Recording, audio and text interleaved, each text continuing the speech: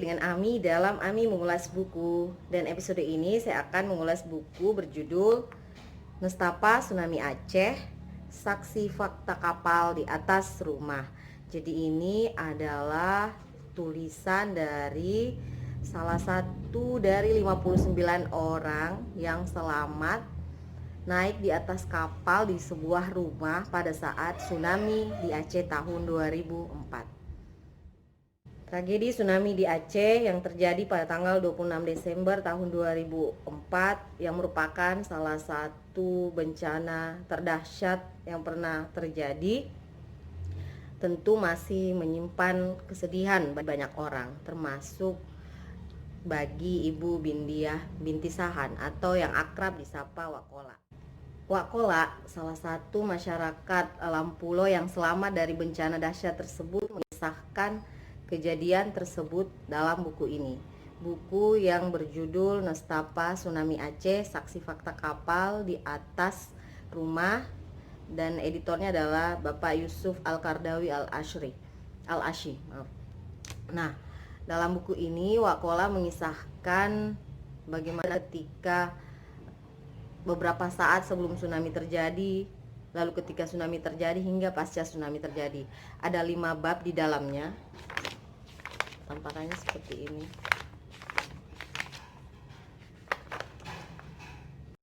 Seperti ini. Semoga kelihatan ya. Bagian pertama itu adalah biografi Wakola. Di sini dikisahkan tentang riwayat keluarga, mimpi sebelum tsunami itu terjadi, lalu ada misteri kakek pencari sedekah dan misteri nenek pembeli kolak. Karena Wakola ini adalah sehari-harinya dulu berjualan kolak di area Lampulo. Lalu di bagian 2 ada pemahaman tentang apa itu tsunami, sejarah tsunami, penyebab tsunami, korban tsunami di Aceh. Lalu di bab ketiga asal-usul kapal nelayan di atas rumah. Jadi kapal nelayan di atas rumah ini yang kemudian menjadi salah satu situs sejarah tsunami yang banyak dikunjungi oleh orang ketika berkunjung ke Aceh.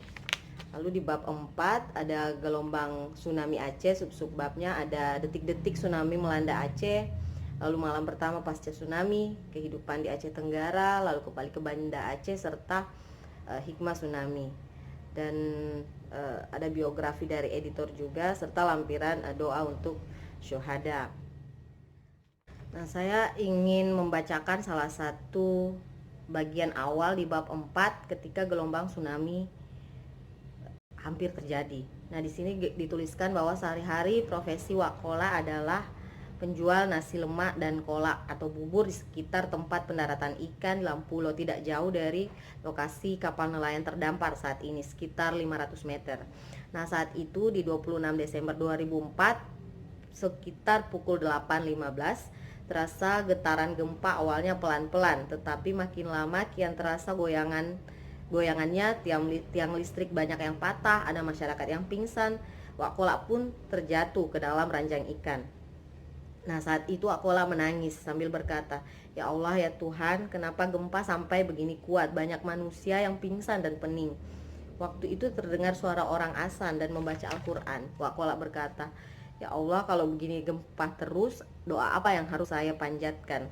Tiba-tiba muncul ilham seperti memintanya membaca surah Al-Fatihah, yang kemudian ia baca sebanyak 15 kali sambil menepuk tanah atau bumi agar berhenti bergoyang. Gempa pun berhenti sekitar 8 menit bergoyang. Ketika gempa dan gemuruh berhenti, Wakola pulang untuk melihat kondisi rumah. Keyakinannya rumah Wakola sekeluarga hancur berantakan sehingga perlu dirapikan kembali.